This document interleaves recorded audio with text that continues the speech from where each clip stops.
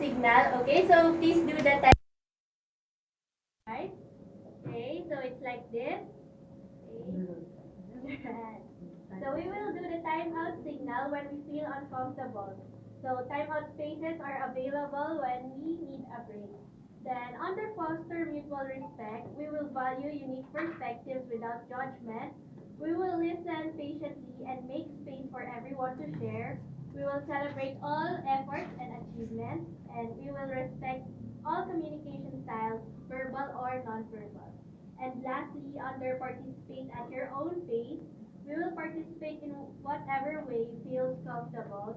We will develop skills at our own pace, and we will learn from each other and grow together. Okay? And for our reminders, all our team members are trained in autism support. Feedback will be gathered so we know how we can do better. First aid kits are ready at every session. Please take note of the emergency exits in the room. And if you feel uncomfortable, make the timeout hand signal and a volunteer will come over to help. So, for our welcome remarks, we will call Miss Yuni. Hello, guys. Thank you so much for making time to be here with us today. I know it's rainy in some areas. Thankfully, it's not raining here, which is weird. But it's okay, at least natuloy po tayo ngayon.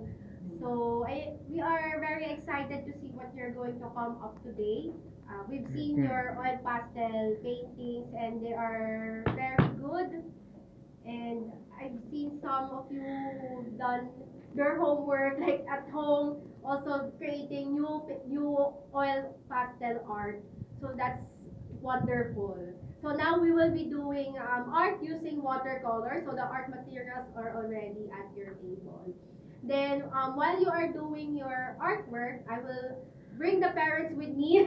We will go to the nearest cafe, pero KKB po tayo. Since wala po dito